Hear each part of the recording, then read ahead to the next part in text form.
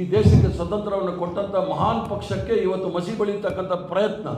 ಅದೇ ನರೇಂದ್ರ ಮೋದಿ ಅವರು ಈಗಾಗಲೇ ಹೇಳಿಬಿಟ್ಟಿದ್ದಾರೆ, ನಾವು ಕಾಂಗ್ರೆಸ್ ಮುಕ್ತ ಭಾರತ ಮಾಡಲಿಕ್ಕೆ ಶತಪ್ರಯತ್ನವನ್ನು ಮಾಡ್ತಾ ಇದ್ದಾರೆ.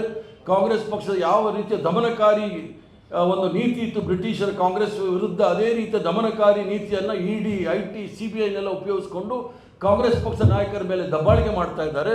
ಅದಲ್ಲ, ಯಾವ ಸ್ವತಂತ್ರ ಹೋರಾಟದ ವಿರುದ್ಧ ಇದ್ದರು, ಯಾವ ಸಂವಿಧಾನದ ವಿರುದ್ಧ ಇದ್ದರು, ಯಾವ ತ್ರಿವರ್ಣ ಧ್ವಜದ ವಿರುದ್ಧ ಇದ್ದರು, ಎಲ್ಲವನ್ನೂ ಸಹ ಇವತ್ತು ಅದನ್ನು ಯಶಸ್ವಿಯಾಗಿ ಪರೋಕ್ಷವಾಗಿ ಹಿಂಬಾಗಿಲಿಂದ ಬಂದು ಸಂವಿಧಾನವನ್ನು ಮುಗಿಸ್ಲಿಕ್ಕೆ ಹೊರಟಿದ್ದಾರೆ.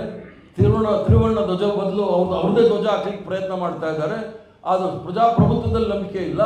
ಆದ್ದರಿಂದ ಏನು ಮಹಾತ್ಮ ಗಾಂಧಿ ಅವರು ಕೇವಲ ನಾವು ಹೂನಾರ ಹಾಕಿ ಭಾಷಣ ಮಾಡಿ ಹೋಗೋದಲ್ಲ, ಪ್ರತಿಯೊಬ್ಬ ಕಾಂಗ್ರೆಸ್ ಕಾರ್ಯಕರ್ತರು ಸಹ ಮುಂದೆ ಬರ್ತಕ್ಕಂಥ ದಿನಗಳಲ್ಲಿ ನಾವು ಸಹ ಮಹಾತ್ಮ ಗಾಂಧಿಯವರು, ಪಂಡಿತ್ ಜವಾಹರ್ಲಾಲ್ ನೆಹರು, ಸರ್ದಾರ್ ಪಟೇಲ್, ಮೌಲಾನಾ ಅಬ್ದುಲ್ ಕಲಾಂ ಆಜಾದ್ ರವರು, ಸುಭಾಷ್ ಚಂದ್ರ ಬೋಸ್ ಎಲ್ಲರೂ ಸಹ ನಮಗೇನು ಒಂದು ಬಳವಳಿಯಾಗಿ ಕೊಟ್ಟಿದ್ದಾರೆ, ಅದನ್ನು ಕಾಪಾಡ್ತಕ್ಕಂಥ ಕೆಲಸ ಪ್ರತಿಯೊಬ್ಬ ಕಾಂಗ್ರೆಸ್ ಪಕ್ಷದ ಕಾರ್ಯಕರ್ತರಲ್ಲಿದೆ.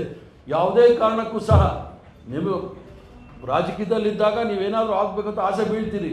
ಕಾಂಗ್ರೆಸ್ ಪಕ್ಷದ ಹೋರಾಟ ಮಾಡ್ತಕ್ಕಂಥ ಅದೇ ದೊಡ್ಡ ಆಸೆಯನ್ನು ಮುಂದಿಟ್ಕೊಂಡು ಭಾರತೀಯ ಜನತಾ ಪಾರ್ಟಿ RSS ವಿರುದ್ಧ ಏನು ಷಡ್ಯಂತ್ರ ನಡೀತಾ ಇದೆ, ಸಂವಿಧಾನವನ್ನು ಮುಗಿಸ್ಲಿಕ್ಕೆ, ತ್ರಿವರ್ಣ ಧ್ವಜವನ್ನು ತೆಗಿಲಿಕ್ಕೆ, ಪ್ರಜಾಪ್ರಭುತ್ವವನ್ನು ಮುಗಿಸ್ಲಿಕ್ಕೆ ಪ್ರಯತ್ನ ಮಾಡ್ತಾ ಇದ್ದಾರೆ. ಅದಕ್ಕೆ ಹೋರಾಟ ಮಾಡಲಿಕ್ಕೆ ನಾವೆಲ್ಲರೂ ಸಹ ಇವತ್ತು ಪಣ ತೊಟ್ಟು ನಾವು ಸಹ ನಮ್ಮ ಪ್ರಾಣ ಹೋದ್ರೂ ಸರಿ ಸಂವಿಧಾನವನ್ನು ಉಳಿಸ್ಕೊಳ್ತೀವಿ.